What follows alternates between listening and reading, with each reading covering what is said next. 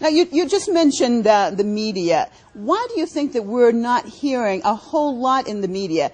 And my question to you, Mr. Giraldi, is if this had happened, or if there was a country that, let's say, were not allied with a lot of the Western powers that had done such a thing or committed assassination, do you think that the media coverage would be different?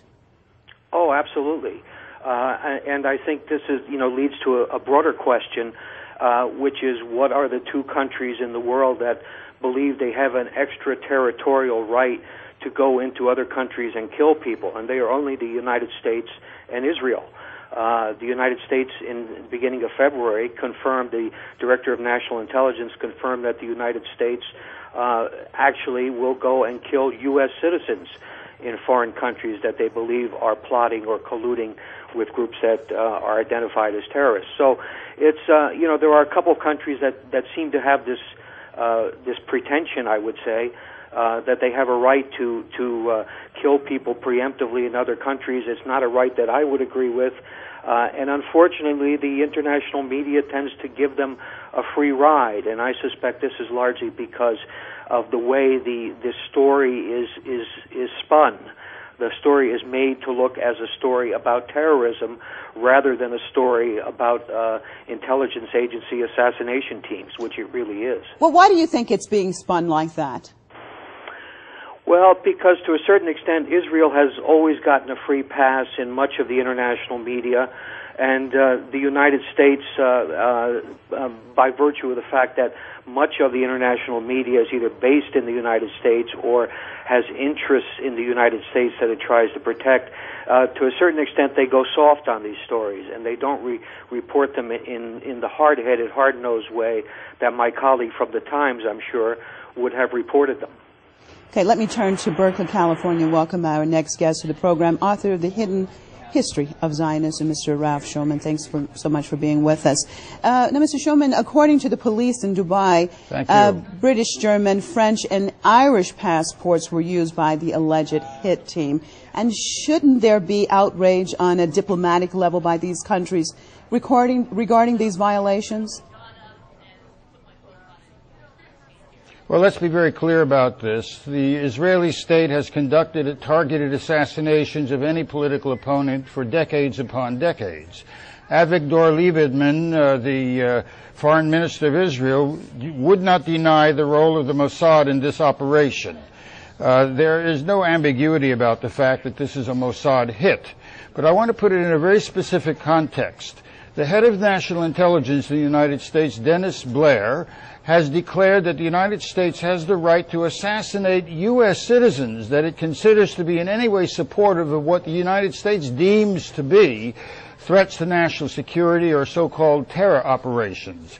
And within that context, the congressional hearings in the United States on January 27th confirmed that U.S. intelligence agencies orchestrated the Northwest 253 presumptive attempt at a bombing by the Nigerian national, facilitated by the United States, brought onto that flight without a passport, without funds to purchase a ticket, accompanied by U.S. intelligence agents. It was what we call a false flag operation. That is to say, the United States government and the Israelis, who are their agents and clients, are masters at what we call false flag operations, staging operations of so-called terror, which they impute to those they wish to attack with long-standing plans to do precisely that. That is the context in which we have to understand this process of what we could call murder incorporated on the part of the United States Imperium and its client state, the Zionist apparatus of Israel. What took place in Dubai is the little continuation of a constant policy of political murder at will, at random, by rogue states that are committing war crimes on a constant basis.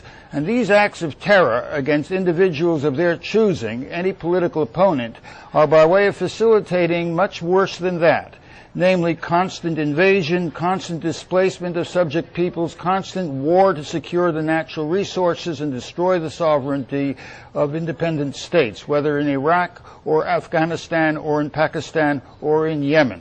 What unfolded in Dubai in this attack upon and this murder of a Palestinian leader is the process through which the Israeli state seeks to remove the Palestinian people not only from their land, but from history. All forms of terror, state terror, organized murder, assassination at will, this is the indication of the degenerate state to which U.S. imperialism and its clients have arrived as we speak. Okay, let me get Mr. Walker back in on this. Mr. Walker, do you expect any type of reactions from the said countries that were involved as far as their passports being used? I expect a rather weak reaction, frankly. I mean, the British government knows how Mossad has been operating over the years, as your two fellow colleagues on the TV programme have already indicated. I would expect a rather a weak protest such about the use of British passports. Similarly from the Irish government and the French government, they've all had their passports used. This is not new. The Canadian government had its passports used in a similar way some years ago. It never leads to much action. Rather, as I think I was saying earlier, you don't hear the British government standing up in the United Nations and thundering about the Israeli nuclear arsenal, although frankly any of us, certainly those who've worked there, know it's there and know it's rather large. They're just too frightened to stand up to their ally in some ways against a militant Islamic states in the Middle East. That's what Israel is regarded as, and they're prepared almost to be slightly tolerant of the bad behaviour of their naughty son, who nevertheless brings in the goods. And I bet, though I wasn't there in Downing Street last night, or whenever they got the news that the Hamas man had been successfully asphyxiated in his bed, there wasn't even a small glass of champagne privately raised, although the spokesman then goes out and said, "Oh dear, dear, what awful thing to do." So in this way, Israel has the tacit approval of its allies.